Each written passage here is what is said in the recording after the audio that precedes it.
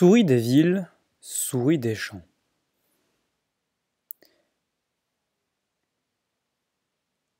Souris des villes, souris des champs. Texte et illustration de Jean Brett. Adaptation française de Brigitte Delpech. Un beau matin, Monsieur Souris des villes se réveilla tout tremblant d'un cauchemar. Il avait rêvé du chat de la maison. « J'aurais besoin de vacances, dit-il à sa femme. Laisse-moi t'emmener à la campagne où je suis né. La vie y est calme et tranquille. Le soleil brille tous les jours et l'air est si pur qu'on peut voir les étoiles la nuit. Et tu n'as jamais rien goûté d'aussi bon que les mûres sauvages. Partons tout de suite, répondit-elle. Aussitôt, Monsieur Souris des villes et sa femme préparèrent un pique-nique et se mirent en route. Madame Souris des champs et son mari se reposaient dans leur souche d'arbre. Ils étaient épuisés d'avoir cherché de la nourriture et d'avoir couru pour échapper aux hiboux affamés qui vivaient non loin de là. « Parfois, j'aimerais bien habiter une maison en ville, dit Madame Souris des champs. Là-bas, toute nourriture est à portée de patte, dans le garde-manger. On dit que le parfum du fromage est tel que les moustaches frémissent. Les miennes frémissent déjà, s'exclama son mari.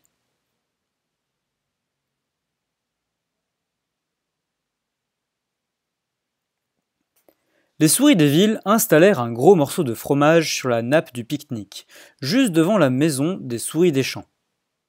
Attirées par l'odeur, ces dernières sortirent de leur souche et entendirent Madame Souris des villes déclarer « Quelle merveille! Les fleurs, les gazouillis des oiseaux! Ah! Si nous vivions ici !» Les souris des champs se précipitèrent alors à leur rencontre. « Vous vous plaisez ici ?» demandèrent-elles. « C'est incroyable! Nous avons toujours rêvé d'une maison en ville. » Monsieur Souris des villes leur offrit du fromage à grignoter.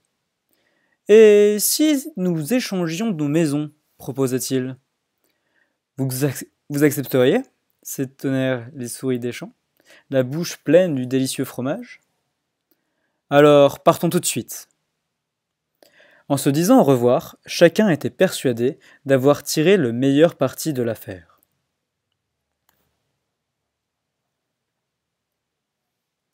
Il faisait nuit quand les souris des champs arrivèrent à destination. Elles traversèrent la maison sur la pointe des pattes jusqu'à la salle de couture. Là, elles découvrirent un lit qui leur parut somptueux et s'endormirent profondément. Beaucoup trop tôt, le lendemain matin, un grand fracas les réveilla. D'épais nuages de fumée se déversaient sur elles, et elles entendirent une étrange voix ronronner. « De la sauce et du jambon, comme ce sera bon. De la sauce et du jambon, comme ce sera bon. Les souris pour mon souper, elles seront vite attrapées. » « Qu'est-ce que ça peut bien être ?» demanda Monsieur Souris des champs à sa femme.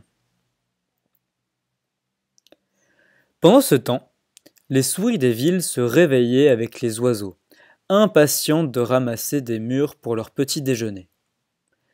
Mais si elles pouvaient sentir leur parfum, impossible de les trouver.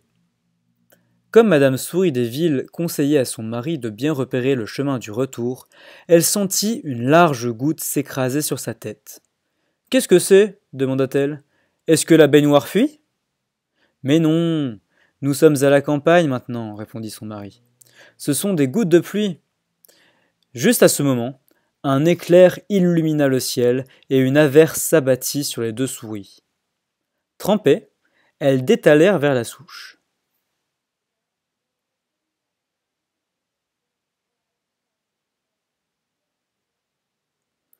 Les souris des champs étaient impatientes de déguster leur premier repas dans le garde-manger.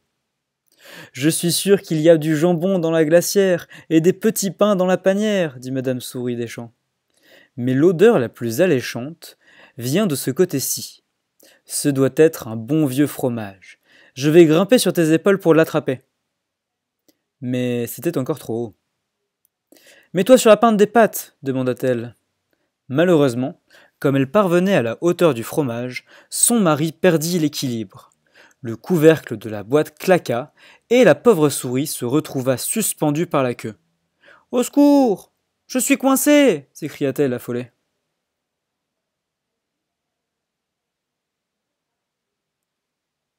Pendant ce temps, Monsieur Souris des Villes avait enfilé des vêtements secs. Il était particulièrement fier de son gilet flambant neuf. Il est si coloré qu'il attire tous les regards, se réjouissait-il. Allons faire un tour dans la forêt, proposa-t-il.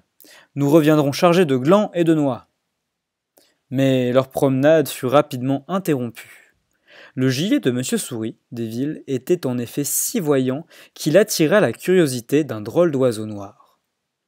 Et si sa femme ne l'avait pas retenu par les pattes, il se serait fait enlever dans les airs.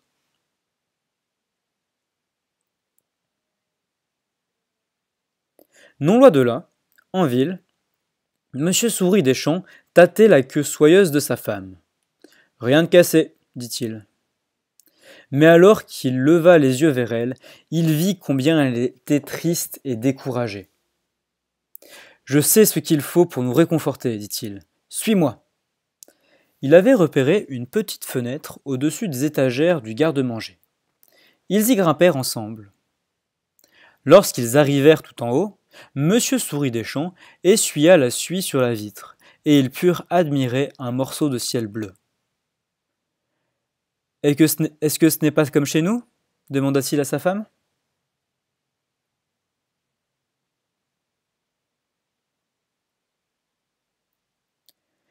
Les souris des villes se remettaient doucement de la peur bleue que leur avait causée l'oiseau noir. J'ai cru que je t'avais perdu pour toujours, murmura Madame Souris des Villes à son mari. Ils regardèrent autour d'eux, comme tout était calme et tranquille à présent. Le soleil était levé, tout était vert et brillant. C'est beau ici, dit Madame Souris des Villes. Nous devrions essayer de nous y plaire. Je sais bien, répondit son mari. Mais le bruit de la ville, la bousculade, tout ça me manque. Ici, je me sens perdu. Et au moins, chez nous, nous savions à quoi nous attendre, ajouta-t-elle.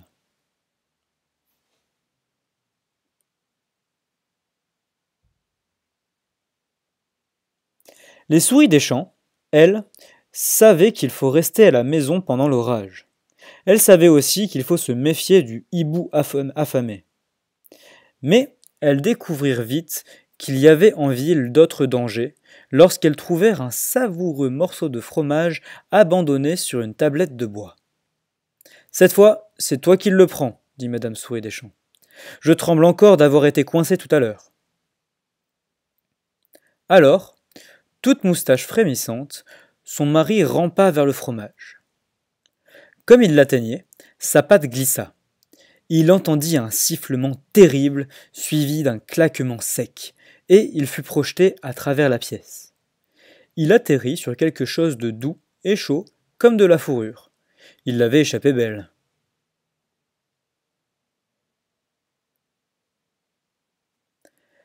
Je peux à peine me mettre sur mes pattes, gémit-il, tout tremblant. Sa femme le releva, et elle finissait de lui arranger ses moustaches froissées lorsqu'elle remarqua que le parquet sur lequel il avait atterri bougeait. C'était vivant. Deux yeux verts s'ouvrirent brusquement.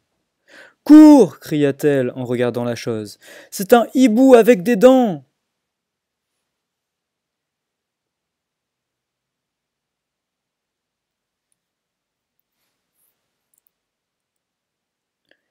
Les souris des villes, elles, savaient comment éviter les souricières.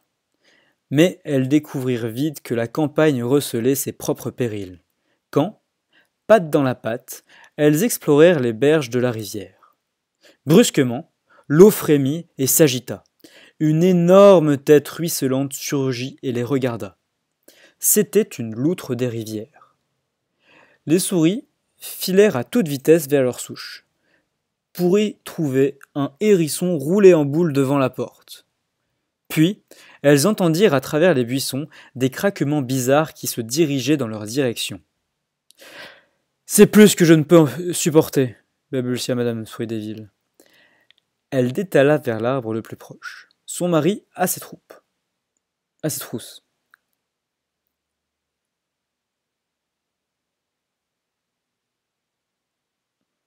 Depuis l'arbre, elle pouvait voir scintiller les lumières de la ville, dans le soleil couchant. Que faisons-nous demanda monsieur Souris des Villes à sa femme. Avant même de pouvoir répondre, elle aperçut une paire d'yeux luisants juste à côté d'elle. Elle était face à face avec la plus terrifiante créature qui soit. Un chat avec des ailes hurla monsieur Souris des Villes. C'en est trop cria sa femme. Et, prenant leurs pattes à leur cou, ils s'enfuirent vers la ville.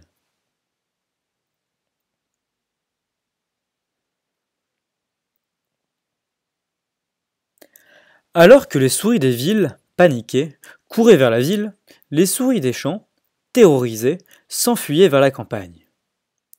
Leurs chemins se croisèrent, mais elles étaient trop effrayées pour se voir. Les souris des champs ne cessèrent de courir que lorsqu'elles aperçurent enfin leur chère maison.